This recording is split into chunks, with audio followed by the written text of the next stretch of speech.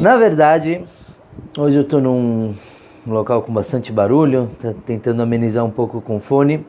Então a gente vai fazer um shiur de certa forma um pouco mais curto, mais uma introdução para o shiur, se Deus quiser, da semana que vem. Nós vamos falar sobre a suposta tirania de Yosef, como que ele não avisou o pai dele que ele estava vivo. O pai fez luto por 22 anos. Então hoje a gente vai analisar um pouquinho os sonhos que Yosef teve na sua juventude e como isso foi uma introdução para a sua história, para o resto da sua vida. Certa vez tinha uma pessoa muito tola, muito bobinha, na cidade de Helm. E durante a noite ele sonhou que ele estava sendo roubado. E aí no seu sonho ele começa a perseguir o ladrão e ele acorda e ele fala assustado para a esposa: olha, eu sonhei que eu fui roubado e eu persegui o ladrão, mas eu não consegui ver o rosto do ladrão, eu não sei quem era o ladrão. Então a esposa falou para ele: por que não? O que aconteceu? Por que você parou a corrida no meio? Ele falou: olha, no meu sonho eu estava sem meus óculos, eu não tive como enxergar a face do ladrão. Então ela falou: não tem problema, amanhã, quer dizer, hoje à noite você vai dormir, dorme de óculos, assim você vai ver quem é o ladrão. Dito e feito, naquela noite ele foi dormir de óculos e de novo ele sonhou que ele estava perseguindo o ladrão. E no dia seguinte, quando ele acordou, ele ainda estava muito preocupado. A esposa falou: o que aconteceu dessa vez? Você não viu o rosto do ladrão?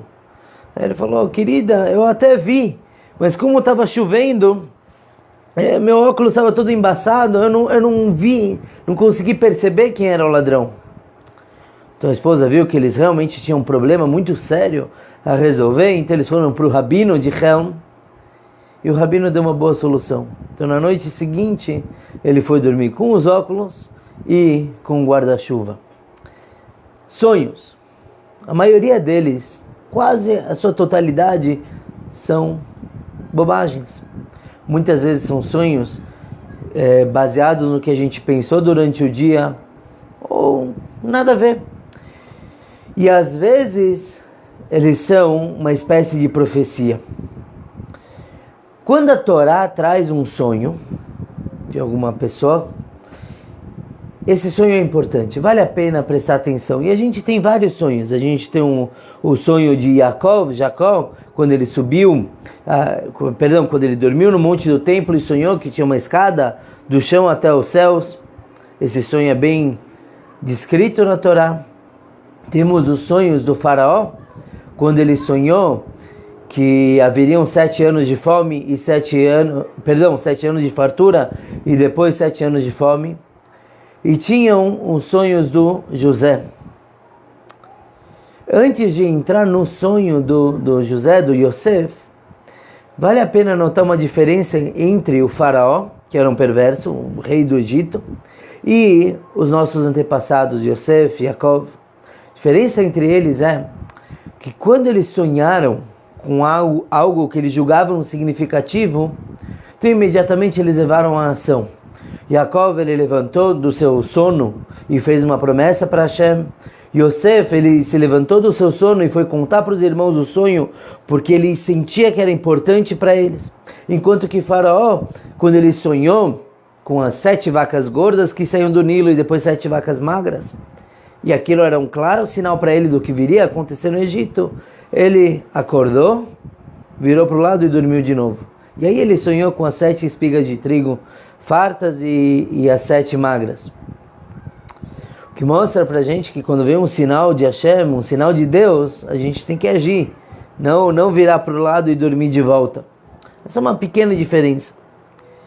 Sonhos são respostas para muita gente. Tem a história do Alexandre o Grande, Alexander Magnus, que quando ele estava conquistando quase o mundo todo, inclusive Israel, e aí ele foi conhecer o templo dos judeus. E do templo vinha ao seu encontro o grande Shimon HaTzadik, o sumo sacerdote. Quando Alexandre ele viu o Shimon, ele desceu do seu cavalo e se ajoelhou. Então, os seus acompanhantes perguntaram: o que está acontecendo aqui? O rei, o imperador, está se curvando por um judeu? Eles não amavam tanto assim os judeus. E Alexander falou que cada noite antes de uma batalha, ele sonhava com um homem que vinha para ele e assegurava que a guerra seria ganha por ele, que ia dar tudo certo. E ele falou: esse era o homem que eu via nos meus sonhos. Eu não conhecia, mas toda noite antes de uma batalha ele vinha e me falava que vai sair conforme os meus planos. Então, quando ele viu o Shimon HaTzadik, imediatamente ele se curvou. Isso era uma mensagem para ele sempre, que ele tinha o apoio de Hashem, ele tinha o apoio do Deus dos judeus para suas empreitadas. Vamos agora para os sonhos do Yosef. Ele teve 2 sonhos. Ele tinha 16, 17 anos. E os 2 sonhos mostravam como, de certa forma, ele se via superior aos seus irmãos. O primeiro sonho, ele contou que eles estavam no campo. Ele sonhou que ele e os seus irmãos estavam no campo e cada um estava colhendo feixes de trigo. E de repente, boa noite, Sandra, de repente se levantou a sua espiga, o seu feixe de trigo, e os feixes dos seus irmãos se curvaram para o feixe dele. Aí quando ele contou isso para os irmãos falaram: então é óbvio, você acha que você vai reinar sobre nós, você vai ser o chefe aqui. E eles não gostaram disso. O primeiro sonho eram os feixes de trigo dos irmãos se curvando para o dele. Já algumas noites depois... Oi, Sandy, boa noite. Algumas noites depois, ele sonhou que no céu estavam o sol, a lua, 11 estrelas, e todos eles se curvavam para sua pessoa. Então, no dia seguinte, ele contou para o pai dele, para o pai e para os irmãos, e o pai falou: oi, mami. O pai falou: o que você está sonhando? Que a gente vai se curvar para você?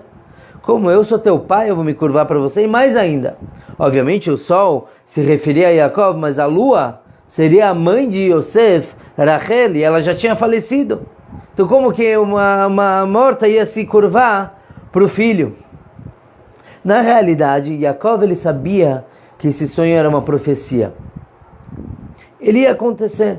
Inclusive ele guardou isso para si, ele pensava quando que vai se realizar esse sonho. Mas para os irmãos do Yosef, para eles não terem muita inveja dele, muita raiva dele, ele falou que o sonho era uma tolice. E realmente, mesmo os sonhos proféticos, eles têm um quê de inverdade. Tem que ter alguma coisa falha, porque o sonho não é uma profecia em si. Pode ser uma mensagem. Se Deus quiser, mais para frente, a gente vai fazer um shiur sobre sonhos mesmo, como que funcionam. Quando que são mensagens ou não, mas se Deus quiser. Então esses são os 2 sonhos. O primeiro deles, as espigas de trigo dos irmãos se curvando para o seu feixe de trigo. E o sonho, o seguinte, das estrelas, 11 estrelas, sol e lua se curvando para ele. Oi, Ilan, boa noite, Dorum. Bom, em resumo, a história de José no Egito já virou até filme de Hollywood, se eu não me engano, então já é mais conhecida. Os irmãos planejaram primeiro matar o Yosef, depois eles acabaram vendendo ele e ele foi parar no Egito. De servo do ministro do rei, do Potifar, ele se tornou um prisioneiro, e depois o vice-rei, quando ele interpretou os sonhos do faraó da forma correta, ele se tornou o vice-rei do Egito. Para os anos de fartura e de fome, ele era o ministro das finanças, o ministro da agricultura, o ministro de tudo o que tinha a ver com a plantação e com a colheita. E nos anos de fartura ele guardou comida para que não faltasse para os anos de fome. A fome não foi somente no Egito. A fome acometeu vários países de toda a região, inclusive a terra de Canaã, a terra de Israel. Yosef sabia que eventualmente os seus irmãos teriam que vir ao Egito para comprar comida. Então o que ele fez? Ele, de certa forma, tinha que fazer os irmãos mesmos aparecerem. Então ele fez 3 regras. Primeira regra é que ninguém poderia mandar um escravo ir comprar comida no Egito. O próprio senhor tinha que ir comprar. Por quê? Porque assim ele fazia com que os irmãos não enviassem escravos para comprar comida. Da mesma forma, ele falou que cada um poderia comprar a carga de um jumento. Não mais do que isso. Assim, não iria um irmão comprar comida para toda a família. Teria que ir todos para ter comida suficiente. E a terceira regra é que na fronteira, na alfândega, cada um tinha que dar o seu nome, o nome do seu pai e o nome do seu avô. E assim ele teria um registro detalhado de quem estava entrando no Egito. Foi passando o tempo, os irmãos de José não foram a princípio comprar comida no Egito. Tem 2 razões para isso. Uma é que a fome para eles acometeu muito depois, demorou para eles terem realmente fome, porque eles tinham brachá de Hashem na comida, tinham brachá em casa, bênção. Ou outra interpretação é que eles não queriam se humilhar indo comprar fora, mostrar que eles estavam com uma fraqueza. E aí o pai, Jacob, falou: por que vocês vão se mostrar fortes? Vocês se mostrando assim, nossos vizinhos, que são na maioria nossos inimigos, vão atacar a gente, vão achar que a gente tem um estoque de comida. São 2 interpretações para o motivo de que os irmãos demoraram tanto para ir para o Egito. Mas chegou o dia que o José, ele recebeu o registro de cada entrada do Egito, e ele viu que em cada entrada veio um senhor, uma pessoa, Ben Yaakov, Ben Yitzhak. Então veio Reuven, filho de Jacob, filho de Yitzhak, Shimon, filho de Jacob e Yitzhak, e assim por diante. Cada um entrou por uma porta diferente para não atrair mal olhado, e também porque eles estavam procurando o eventual irmão deles que já havia sumido, José. Quando o Yosef viu que cada um veio por uma porta, ele mandou trazerem eles para o palácio e acusou eles de espionagem, que eles na verdade queriam atacar o Egito, e por isso cada um entrou por um lado para conhecer a fraqueza do país. Bom, quando ele viu os irmãos lá, quantos irmãos estavam lá? Apenas 10. Por quê?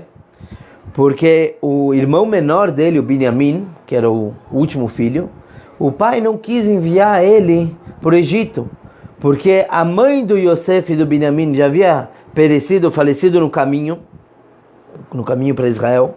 O Yosef havia sido supostamente devorado por uma fera no caminho, então o pai temia mandar o Benjamim, para o Egito, para que ele não acontecesse uma desgraça com ele também.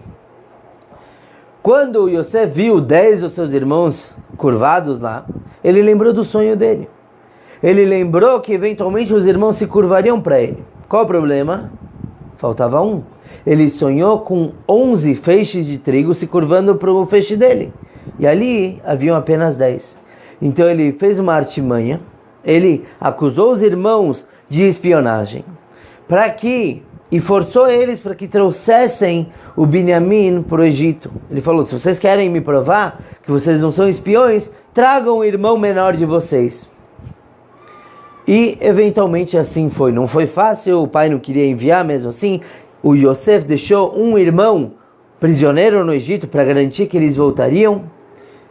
Mas passou o tempo, eles tiveram que comprar mais comida e eles voltaram para o Egito. E aí sim, o Benjamim se curvou perante o Yosef. E assim se concretizou o primeiro sonho dele. O segundo sonho, que o sol e a lua se curvaram para ele, também veio a acontecer quando ele se revelou para os irmãos, como o Yosef, que já faziam 22 anos que eles não se viam. Então ele revelou que ele era o irmão perdido. O Yaakov, nosso patriarca, foi para o Egito e eventualmente se curvou para o Yosef. Então temos aqui os 2 sonhos. Os 2 sonhos se concretizaram. Mas, como tudo na Torá, a gente tem que examinar as diferenças entre um sonho e outro. Por quê?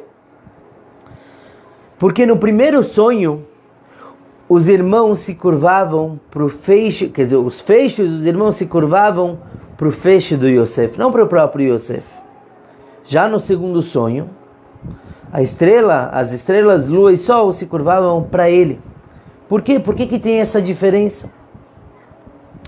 Também, outra pergunta, quando foi que o Yaakov, o patriarca Jacó, se curvou para o Yosef? Quando que ele se curvou? Será? Vamos lá, o Yosef era um tzadik, um justo. O Yaakov também. Será que um justo vai deixar o próprio pai se curvar para ele? Como é possível? Então, tem várias formas de interpretar isso. Uma delas diz na Torá que quando o Yaakov estava mais doente, mais enfermo, e seu filho foi visitá-lo, então o Yaakov sentou na cama, ele estava deitado e ele se levantou um pouco. E o Rashi, no comentarista, ele traz o nome do Midrash Tanhuma e diz que o Yaakov, ele se levantou um pouco como se fosse para se curvar para o seu filho. Por quê? Ele falou, mesmo que ele é meu filho, ele é o rei, ele é o vice-rei, eu devo dar honra para ele. Se o próprio pai deu honra para o Yosef, isso trouxe mais honra ainda para ele por parte dos egípcios, porque isso mostrava como ele realmente merecia ser honrado. A diferença entre os dois sonhos, a gente pode interpretar da seguinte forma. A primeira, os feixes de trigo se curvaram para o feixe do Yosef. Por quê? Em primeiro lugar, um feixe de trigo, um feixe é um coletivo. Temos várias espigas lá. Isso mostra que os irmãos se curvaram várias vezes para o Yosef. E realmente, assim que eles chegaram no Egito, antes deles irem embora para a terra de Canaã a primeira vez, e quando eles retornaram, algumas vezes eles tiveram que se curvar.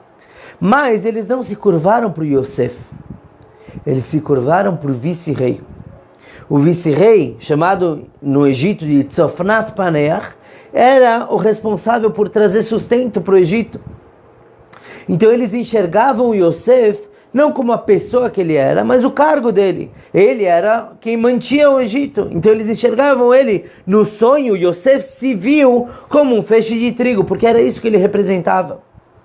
Já no segundo sonho, os irmãos, o pai e a mãe adotiva do Yosef se curvaram para ele na sua qualidade, como Yosef. E por isso que no segundo sonho, as estrelas, o sol e a lua, não se curvam para a estrela, para a sorte do Yosef, mas sim para ele mesmo. Por quê? Porque eles não estavam se curvando para um vice-rei apenas, qualquer pessoa, qualquer político. E sim para o justo, para o Yosef, aquele que venceu tantos desafios, tantas tentações, e é aquele que realmente brilhava entre eles. Agora, tudo bem. Por que o Yosef não sonhou com lobos se curvando para ele? Lobos, por quê? Porque os irmãos venderam ele, queriam matar ele. Por que ele não sonhou com azeite se curvando para ele? Por que justamente o sol, a lua, as estrelas? Na época, as pessoas, para se encontrarem num caminho, no deserto, no mar, usavam os astros. Até hoje, uma pessoa que sabe se orientar pelas estrelas, ele se dá bem em qualquer lugar, a não ser que seja nublado. As pessoas precisavam dos astros para se orientar. E esse foi o Yosef. O Yosef não foi apenas um personagem que consta na Torá. Como aconteceu, ele foi vice-rei do Egito, ele era uma pessoa boa. Não, ele deu a diretriz para todas as gerações seguintes. Por quê? Como a gente já mencionou em outros shurim, o Yosef foi o primeiro a vencer tantas tentações. Seu pai, Yaakov, seu avô Yitzhak, seu bisavô Abraham, eram todos pastores. O que eles sabiam do mundo? Sabiam nada. Eles eram ricos, eles tinham muita brachá, mas na prática eles não trabalhavam com o mundo. Um pastor, ele está lá, fica com uma flautinha, com o cajado dele, o rebanho, e está tudo bem. Eles tinham que guerrear de vez em quando, mas eram aquelas épocas. O Yosef não, o Yosef se meteu em política, ele foi preso, ele foi tentado pela esposa do seu patrão Potifar e ele venceu. Quer dizer, quem mostra o norte, realmente, que é uma estrela na nossa vida, é o Yosef. Porque ele mostra que dá pra gente sobreviver a qualquer exílio, mesmo estando num lugar tão corrupto, mesmo estando num lugar moralmente decaído, degradado, ainda assim a gente consegue sobreviver. E por isso somos chamados também de Tzon Yosef, o rebanho de Yosef, porque nós aprendemos dele esse tipo de resiliência, esse tipo de pensamento que podemos sobreviver a tudo. Nós também, a gente pode aprender do Yosef, somos luzes para todo mundo. O Yosef teve os astros se curvando para ele. Quer dizer, os astros olharam para ele, os astros tomaram ele como uma lição. Cada um de nós tem também esse poder. Nós não estamos no mundo apenas por um acaso, por uma combinação de células estamos aqui. Pelo contrário, nós estamos aqui também para orientar, para sermos faróis para outras pessoas. Cada um de nós aqui tem uma capacidade, tem algum dom, tem algum tipo de conhecimento que muitos em volta não têm. Então cabe a cada um de nós também ser um astro para os outros. Não um astro de futebol, um astro de música, mas um astro que vai influenciar, vai orientar outras pessoas para o caminho da verdade. Sonhos são bons, principalmente quando não é um pesadelo, né? O sonho, ele é enviado para nós. Muitas vezes a gente tem sonhos. Eu sonhei 2 vezes já com o Rebbe de Lubavitch e mensagens que ele me falava nos sonhos que eu tenho certeza que se fosse ao vivo, em cores, carne e osso, eu escutaria a mesma coisa. Sonhos vêm para orientar, mas a gente tem que agir de acordo com eles. Quando a gente tem um sonho de grandeza, tem que avaliar. Tem que ver se isso é uma mensagem que a gente deve aplicar isso na nossa vida, ou apenas continuar sonhando com isso. Se conta que uma vez faleceu o grande rabino da cidade e o filho queria assumir, só que o filho era fraco, não tinha tanta capacidade. Então ele tentava se impor: olha, eu sou filho do Rebbe anterior, claro que eu mereço ser o líder aqui da cidade. Então ele ficava na cabeça do pessoal: vamos lá, me coloquem como rabino. Até um dia que ele chegou e falou: olha, eu sonhei que meu querido pai veio num sonho e me falou para eu ser o rabino. Então, por favor, me recebam. Veio no sonho. Aí o presidente da comunidade virou para ele e falou: meu amigo, quando teu pai aparecer no meu sonho mandando você ser rabino, aí eu vou pensar no teu caso. Vamos lembrar, todos nós somos estrelas, todos nós somos sóis, luas para outras pessoas. Temos essa capacidade, não fomos criados para nada. Hashem nos pôs com uma missão. A gente tem que se encontrar, a gente tem que pegar a nossa bússola e ser como Yosef, almejar a grandeza, mas a verdadeira grandeza, uma grandeza espiritual, não ser um líder físico e ter fortunas. Pelo contrário, a gente poder ajudar os outros a crescerem. Não existe recompensa maior do que isso. Essa foi a recompensa de Yosef, trazer vida para todo o Egito, trazer vida para sua família e ensinar que nós somos resistentes a qualquer contratempo e iluminar, sermos uma luz para todos ao nosso redor e todas as nações. Shkoyach a todos que participaram.